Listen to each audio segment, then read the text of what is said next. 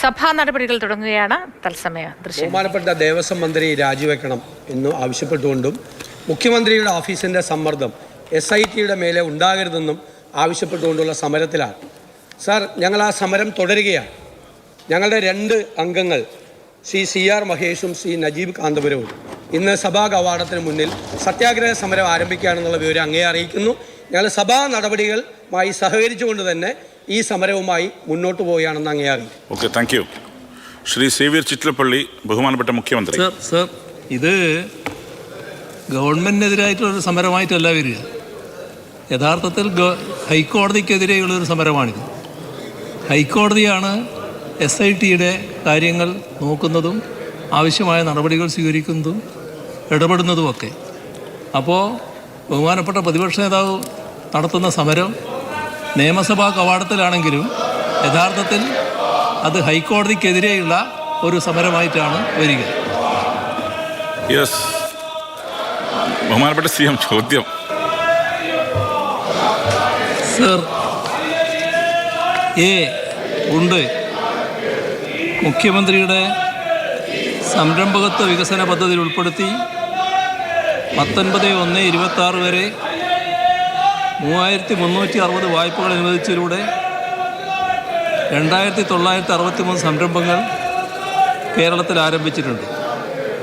ഈ സംരംഭങ്ങൾക്കായി ആകെ 1286 കോടി 96 ലക്ഷം രൂപ വായ്പ നൽകിയിട്ടുണ്ട്.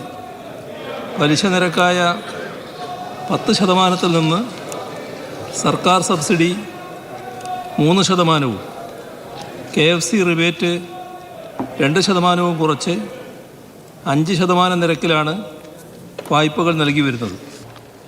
ബഹുമാനപ്പെട്ട ആരംഭിച്ചു. പക്ഷേ ശബരിമല സ്വർണ്ണക്കൊള്ളയടക്കം ഉന്നയിച്ച് സഭാ കവാടത്തിൽ MLA-മാരുടെ സത്യാഗ്രഹം നടക്കുന്നു. വലിയ പ്രതിഷേധമാണ്. പ്രശാന്ത് കൃഷ്ണ വിവരങ്ങളുമായി ചേരുന്നുണ്ട്. പ്രശാന്ത്, എങ്ങനെയാണ് പ്രതിഷേധം നടക്കുന്നത് ഇപ്പോഴവിടെ?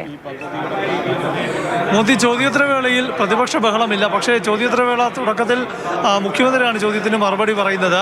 ഈ അവസരത്തിൽ ചോദ്യത്തിന് സ്പീക്കർ ക്ഷണിച്ചപ്പോൾ തന്നെ പ്രതിപക്ഷ നേതാവ് VD സതീശൻ എഴുന്നേറ്റ് ശബരിമല സ്വർണ്ണക്കൊള്ളയുമായി ബന്ധപ്പെട്ട വിഷയത്തിൽ പ്രതിപക്ഷം സമരത്തിലാണെന്നും SIT അന്വേഷണത്തിന് മുഖ്യമന്ത്രി ഓഫീസിൻ്റെ ഇടപെടൽ ഉന്നയിച്ചുകൊണ്ട് തന്നെ ഈ വിഷയത്തിലുള്ള പ്രതിഷേധ സമരം നടക്കുകയാണ്. അതുകൊണ്ട് തന്നെ ഇന്ന് സഭ സമ്മേളിക്കുന്ന ഈ അവസരത്തിൽ 2 MLA-മാർ CR മഹേഷും നജീബ് കാന്തപുരവും സഭാ കവാടത്തിൽ ഇന്ന് മുതൽ സത്യാഗ്രഹം തുടങ്ങുമെന്ന് പ്രതിപക്ഷ നേതാവ് പ്രഖ്യാപിച്ചു. അതിനുശേഷം സമരമൊന്നും ഉണ്ടായില്ല, ബഹളമൊന്നും ഉണ്ടായില്ല. അതിനുശേഷം പ്രതിപക്ഷാംഗങ്ങൾ സഭാ കവാടത്തിൽ ഈ സമരം നടത്തുന്നതിൻ്റെ ഭാഗമായി 2 MLA-മാർ സത്യാഗ്രഹം തുടങ്ങുന്നതിൻ്റെ ഭാഗമായി സഭാ കവാടത്തിലേക്ക് പോയിരിക്കുകയാണ്. ഇത് പറയുമ്പോഴും ഇത് പ്രതിപക്ഷം സഭയുമായി സഹകരിക്കുമെന്ന് പ്രതിപക്ഷ നേതാവ് വ്യക്തമാക്കുകയും ചെയ്തു. അതേസമയം തന്നെ മുഖ്യമന്ത്രി ഇതിന് മറുപടി നൽകിയത് ഇത് ഹൈക്കോടതി നിയോഗിച്ച ഒരു അന്വേഷണമാണ്. അപ്പോൾ പ്രതിപക്ഷം ഇപ്പോൾ നടത്തുന്ന ഈ സമരം എന്നത് ഹൈക്കോടതിക്കെതിരായ സമരമാണെന്നാണ് മുഖ്യമന്ത്രി ആരോപിച്ചത്. എന്തായാലും മുഖ്യമന്ത്രി ഇപ്പോൾ മറുപടി പറയുകയാണ്. ഇനിയിപ്പോൾ വലിയ പ്രതിഷേധത്തിന് സാധ്യത അവസരമുള്ളത് 0 ഓവറിലാണ്. ശൂന്യവേളയിൽ ചോദ്യോത്തരവേള കഴിഞ്ഞ ഉടൻ തന്നെ ശൂന്യവേളയിൽ അടിയന്തര പ്രമേയത്തിന് നോട്ടീസ് നൽകിയിട്ടുണ്ട് പ്രതിപക്ഷത്ത് നിന്ന് സജീവ് ജോസഫ് MLA ആണ് പയ്യന്നൂർ രക്തസാക്ഷി ഫണ്ട് തട്ടിപ്പുമായി ബന്ധപ്പെട്ട വിഷയം സഭയിലെത്തിക്കാനുള്ള പ്രതിപക്ഷത്തിൻ്റെ നോട്ടീസ് കൊണ്ടുവന്നിരിക്കുന്നത്. അത് ഫണ്ട് തട്ടിപ്പുമായി ബന്ധപ്പെട്ട വിഷയമല്ല സഭയിൽ കൊണ്ടുവന്നിരിക്കുന്നത്. കാരണം അത് സഭയിൽ ചർച്ചയ്ക്ക് അനുമതി കിട്ടാൻ സാധ്യതയില്ല എന്ന് മനസ്സിലാക്കിയാണ് പ്രതിപക്ഷം ഈ വിഷയം CPM-നെ കുരുക്കിലാക്കുന്ന വിഷയം സഭയിലേക്ക് കൊണ്ടുവന്നിരിക്കുന്നത്. പയ്യന്നൂർ രക്തസാക്ഷി ഫണ്ട് തട്ടിപ്പുമായി ബന്ധപ്പെട്ട വിഷയത്തിൽ ഇന്നലെ പയ്യന്നൂരിലുണ്ടായ കോൺഗ്രസിൻ്റെ പ്രതിഷേധ മാർച്ചിന് നേരെ CPM പ്രവർത്തകർ ആക്രമണം നടത്തി. ഈ വിഷയം സഭ നിർത്തിവെച്ച് ചർച്ച ചെയ്യണമെന്ന വിഷയമാണ് പ്രതിപക്ഷം അടിയന്തര പ്രമേയ നോട്ടീസായി കൊണ്ടുവന്നിരിക്കുന്നത്. സ്വാഭാവികമായും പയ്യന്നൂർ രക്തസാക്ഷി ഫണ്ട് തട്ടിപ്പുമായി ബന്ധപ്പെട്ട കുഞ്ഞികൃഷ്ണൻ ഉന്നയിച്ച ആരോപണം CPM-ന്റെ കണ്ണൂർ ജില്ലാ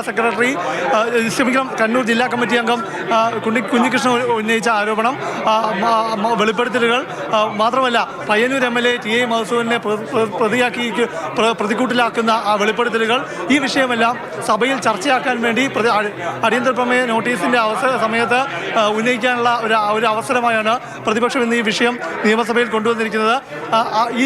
ഈ ഫണ്ട് തട്ടിപ്പുമായി ബന്ധപ്പെട്ട വിഷയത്തിൽ അന്വേഷണമോ അല്ലെങ്കിൽ സർക്കാരിൻ്റെ നിലപാടോ ഒക്കെ അറിയാൻ അടിയന്തര പ്രമേയം കൊണ്ടുവന്നാൽ സ്പീക്കറുടെ അനുമതി കിട്ടാൻ സാധ്യത ഇല്ല എന്ന് മനസ്സിലാക്കിയാണ് ഇന്നലെ പയ്യന്നൂരിൽ നടന്ന കോൺഗ്രസ് മാർച്ചിന് നേരെ ഉണ്ടായ CPM-ന്റെ അതിക്രമം എന്ന വിഷയം സഭയിൽ കൊണ്ടുവരാൻ പ്രതിപക്ഷം തന്ത്രം മെനഞ്ഞത്.